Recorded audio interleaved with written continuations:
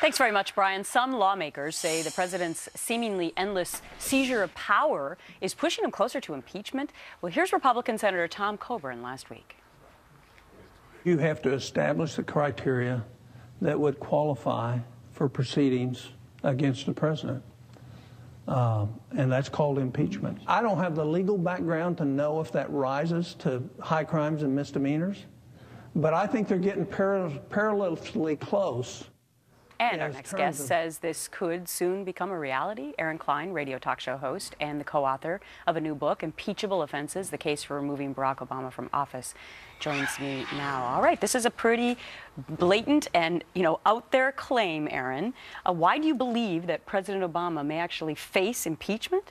I don't think it's such an out there claim. President Obama has gone around Congress, has created his own de facto law, from releasing illegal aliens from jail through setting the tone for immigration reform when Congress failed to pass the DREAM Act, through many questions that a lot of people have about Obamacare. In fact, in the book Impeachable Offenses, I show how Obama has been changing some of the law, like with the premiums, with the exchanges.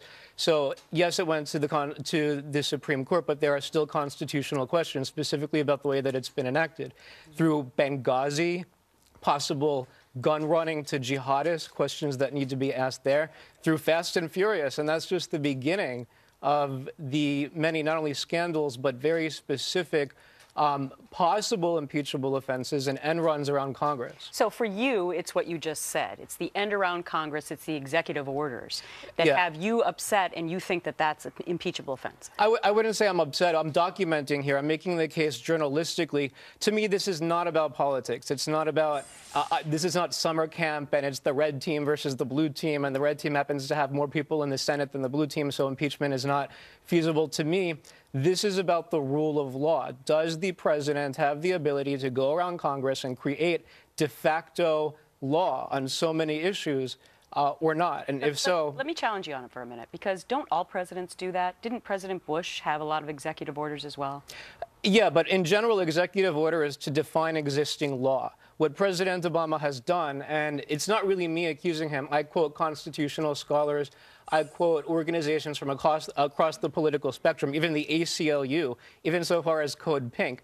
A lot of people are concerned here. I've heard from progressive leaders, by the way, who are concerned about some of the chapters on surveillance. So it's executive order not to define law, but, for example, to release criminal illegals in the past, or to set the tone for immigration reform when Congress failed to pass the DREAM Act, and that's just the beginning. Well, you can find out all of this is documented in your new book, Impeachable Offenses.